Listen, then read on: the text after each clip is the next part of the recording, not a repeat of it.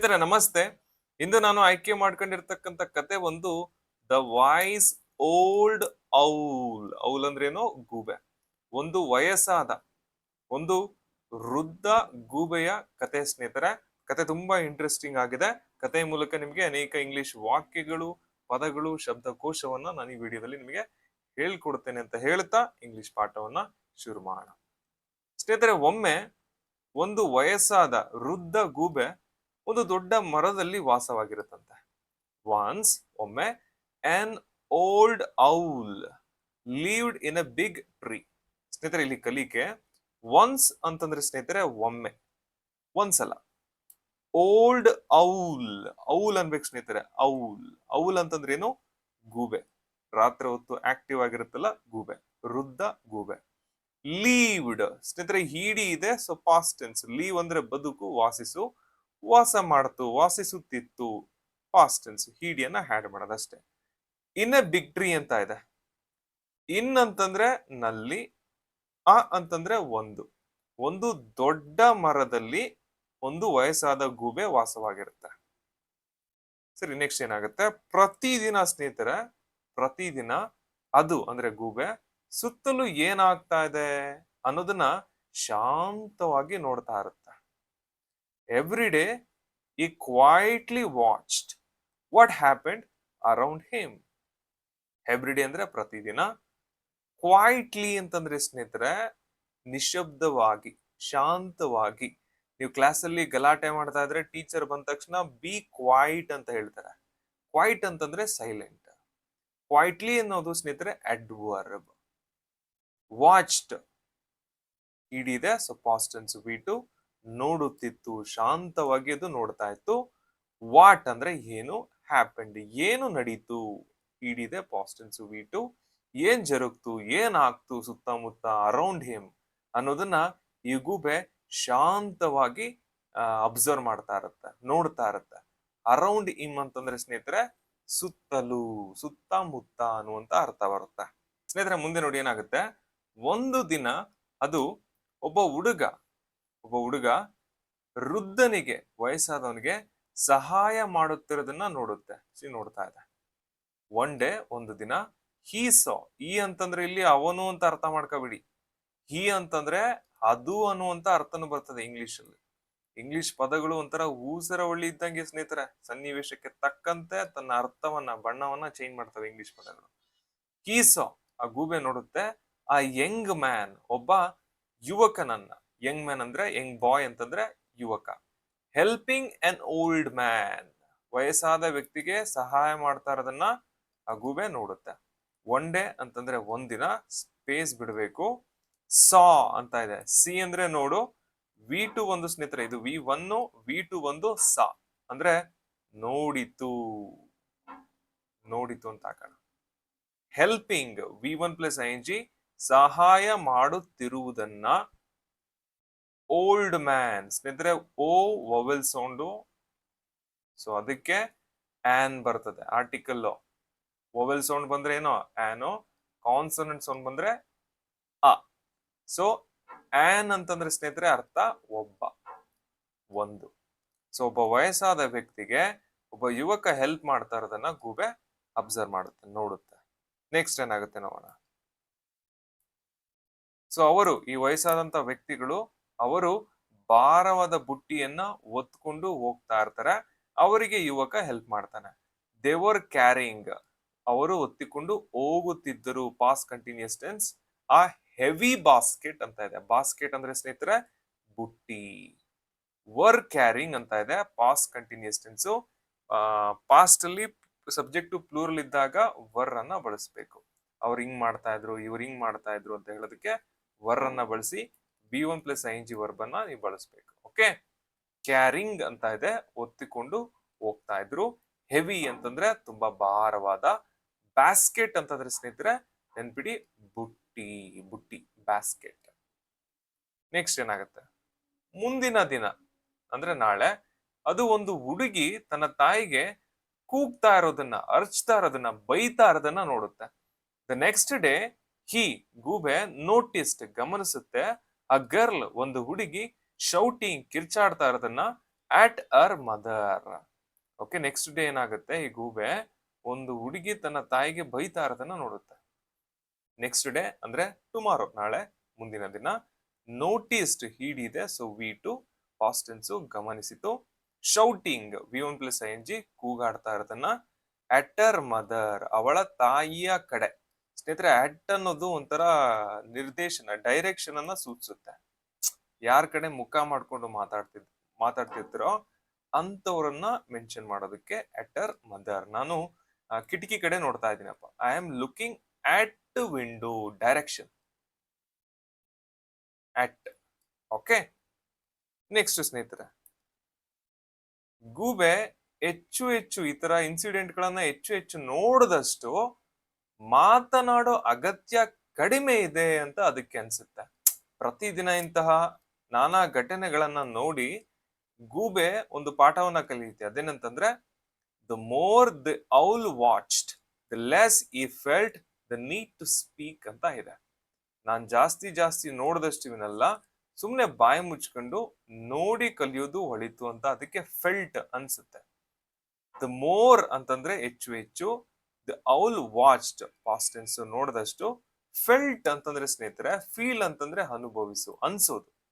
Felt ಅಂತಂದ್ರೆ ಅನ್ನಿಸ್ತು, ಅನುಭವಿಸುತ್ತು, ಅಂತ್ಕಳ್ತು ಅನ್ನುವಂತ ಅರ್ಥ ಬರ್ತದೆ.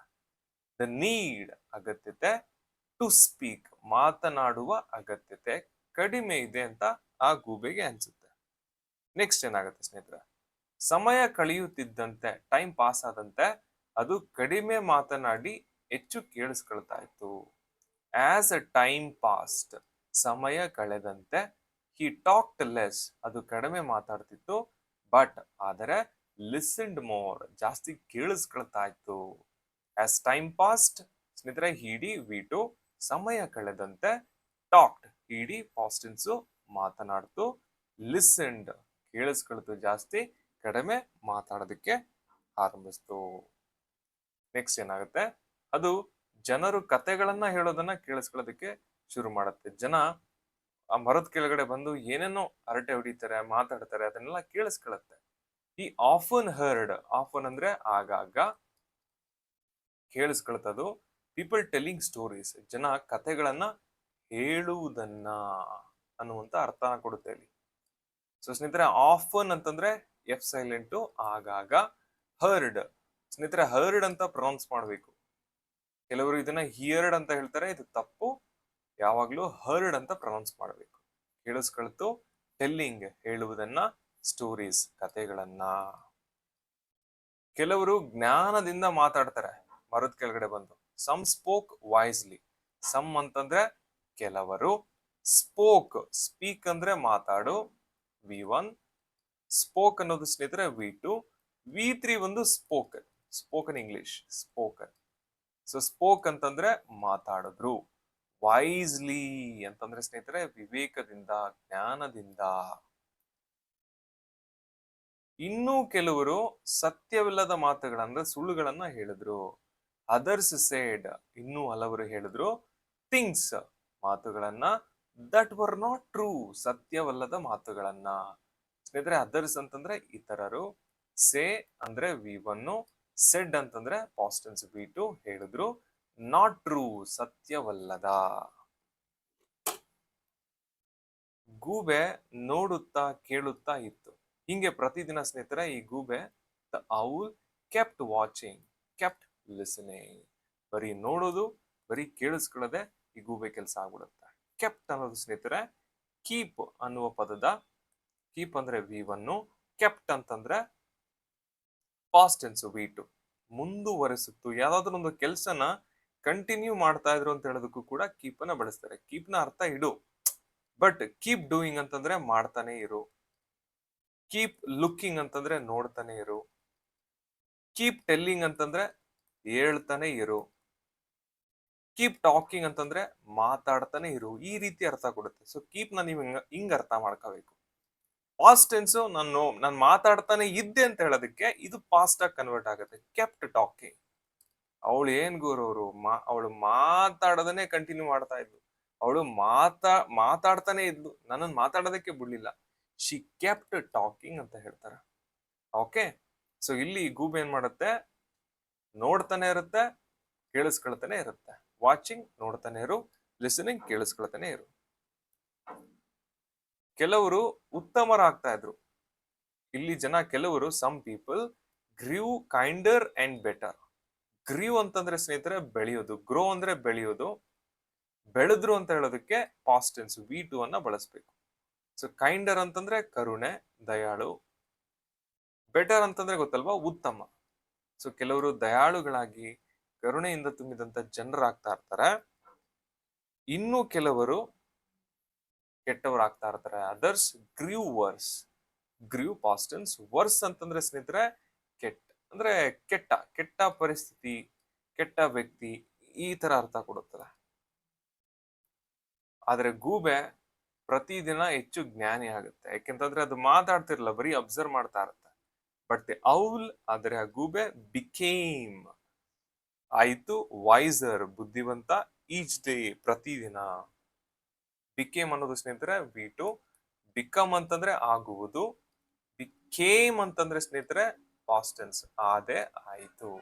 ವೈಸರ್ ಜ್ಞಾನಿ, ಈಚ್ ಡೇ ಪ್ರತಿದಿನ. ಸೊ ಸ್ನೇಹಿತರೆ, ಈ ಕಥೆಯ ನೀತಿ ಪಾಠ ಏನು ಅಂತಂದ್ರೆ, ಈ ಗೂಬೆ ಜನರನ್ನ ಅಬ್ಸರ್ವ್ ಮಾಡೋದ್ರ ಮೂಲಕ ಪ್ರತಿದಿನ ಹೆಚ್ಚು ಹೆಚ್ಚು ಜ್ಞಾನಿ ಆಗುತ್ತೆ ಅನ್ನುವುದು ಈ ಕಥೆಯ ನೀತಿ ಪಾಠ. ನಾವು ಈ ಕಥೆಯಿಂದ ಏನ್ ಕಲಿಬೇಕು ಅಂತಂದ್ರೆ, ಹೆಚ್ಚು ಗಮನಿಸ್ಬೇಕು ಸ್ನೇಹಿತರೆ. ಕಡಿಮೆ ಮಾತನಾಡಿ ಗಮನದಿಂದ ಕೇಳಿಸ್ಕೊಂಡ್ರೆ ನಾವು ಕೂಡ ಆ ಗೂಬೆಯಂತೆ ಜ್ಞಾನಿಗಳಾಗ್ಬೋದು ಅನ್ನುವುದು ಈ ಕಥೆಯ ನೀತಿ ಪಾಠ. ಇದನ್ನ ಇಂಗ್ಲಿಷ್ ಅಲ್ಲಿ ಹೇಳೋದು, ಇಫ್ ಅಂತಂದ್ರೆ ರೇ, ವಿ ಅಬ್ಸರ್ವ್ ನಾವು ಗಮನಿಸಿದರೆ, more talk if we observe more ನಾವು ಹೆಚ್ಚು ಗಮನಿಸಿದ್ರೆ, ಟಾಕ್ ಲೆಸ್ ಕಡಿಮೆ ಮಾತನಾಡಿದ್ರೆ, ಅಂಡ್ ಲಿಸನ್ ಕೇರ್ಫುಲಿ ಜಾಗೃತೆಯಿಂದ ಕೇಳಿಸ್ಕೊಂಡ್ರೆ, ಈ 3 ಕೆಲಸನ ನಾವು ಮಾಡಿದ್ರೆ ಸ್ನೇಹಿತರೆ we can become wiser too ಅಂತಂದ್ರೆ ಕೂಡ, ನಾವು ಕೂಡ ಆ ಗೂಬಿಯಂತೆ ಜ್ಞಾನಿಗಳಾಗ್ಬಹುದು. ಸೊ ಸ್ನೇಹಿತರೆ, ಹೆಚ್ಚು ಅಬ್ಸರ್ವ್ ಮಾಡಿ, ಕಡಿಮೆ ಮಾತಾಡಿ, ಕಡಿಮೆ ವಟ ಅನ್ನಿ, ಕಿವಿಗಳನ್ನ ಅಗ್ಲ ಮಾಡ್ಕೊಳ್ಳಿ, ಅಂದ್ರೆ ಹೆಚ್ಚು ಕೇಳಿಸ್ಕೊಳ್ಳಿ. ಆಗ ನೀವು ಕೂಡ ಬುದ್ಧಿವಂತರಾಗ್ತೀರಾ, ವೈಸರ್ ಆಗ್ತೀರಾ. ಅಬ್ಸರ್ವ್ ಅಂತಂದ್ರೆ ಗಮನಿಸು, ಟಾಕ್ಲೆಸ್ ಕಡಿಮೆ ಮಾತಾಡಪ್ಪ, ಕಡಿಮೆ ವಟ ಅನ್ನಪ್ಪ, ಲಿಸನ್ ಕೇರ್ಫುಲಿ ಗಮನವಿಟ್ಟು ಕೇಳಿಸ್ಕೊ, ಬಿಕಮ್ ವೈಸರ್ ಜ್ಞಾನಿ ಆಗು, ಬುದ್ಧಿವಂತ ಆಗು ಅನ್ನುವಂತ ಅರ್ಥಗಳು ಕೊಡುತ್ತೆ. ಸೊ ಸ್ನೇಹಿತರೆ, ಈ ಕಥೆಯಿಂದ ನೀವಿಷ್ಟು ಪದಗಳನ್ನ ಕಲ್ತಿದ್ದೀರಾ, ಇಷ್ಟು ಶಬ್ದ ಭಂಡಾರವನ್ನ ನೀವು ಕಲ್ತ್ಕೊಂಡಿದ್ದೀರಾ. ಸ್ನೇಹಿತರೆ ಮುಂದಿನ ವಿಡಿಯೋದಲ್ಲಿ ಕತೆ ಹೇಳರ ಮೂಲಕ the farmer and the well ಅನ್ನುವ ಕಥೆಯ ಮೂಲಕ ನಿಮಗೆ ಉಪಯುಕ್ತ ಇಂಗ್ಲಿಷ್ ವಾಕ್ಯಗಳು ಮತ್ತೆ ಶಬ್ದಕೋಶವನ್ನ ನಾನು ಹೇಳ್ಕೊಡ್ತೇನೆ. ಸ್ನೇಹಿತರೆ, ಇಂದಿನ ಪ್ರಶ್ನೆ, ಇಂದು ಒಂದು ಕಥೆಯನ್ನ ಕೇಳಿದ್ರಲ್ಲ, ಆ ಕಥೆಯನ್ನ ಆಧರಿಸಿ ಪ್ರಶ್ನೆ. ಸ್ನೇಹಿತರೆ, ಕಥೆಯ ಆರಂಭದಲ್ಲಿ ಒಬ್ಬ ಯುವಕ, ಯಂಗ್ ಬಾಯ್, ವಯಸ್ಸಾದ ವ್ಯಕ್ತಿಗೆ ಬುಟ್ಟಿಯನ್ನ ಎತ್ಕೊಳ್ಳೋದಕ್ಕೆ ಸಹಾಯ ಮಾಡ್ತಾನಲ್ವಾ. ಸೊ ಹಾಗಿದ್ರೆ ಬುಟ್ಟಿ ಅನ್ನೋದಕ್ಕೆ ಸ್ನೇಹಿತರೆ ಇಂಗ್ಲಿಷ್ ಅಲ್ಲಿ ಏನಂತ ಕರಿತೀವಿ? ದಯವಿಟ್ಟು ಕಾಮೆಂಟ್ ಮಾಡಿ. ನಿಮ್ಮ ಉತ್ತರವನ್ನ ನಾ ಖಂಡಿತ ಚೆಕ್ ಮಾಡಿ ರಿಪ್ಲೈ ಮಾಡ್ತೀನಿ ಅಂತ ಹೇಳ್ತಾ ಧನ್ಯವಾದಗಳು ಸ್ನೇಹಿತರೆ.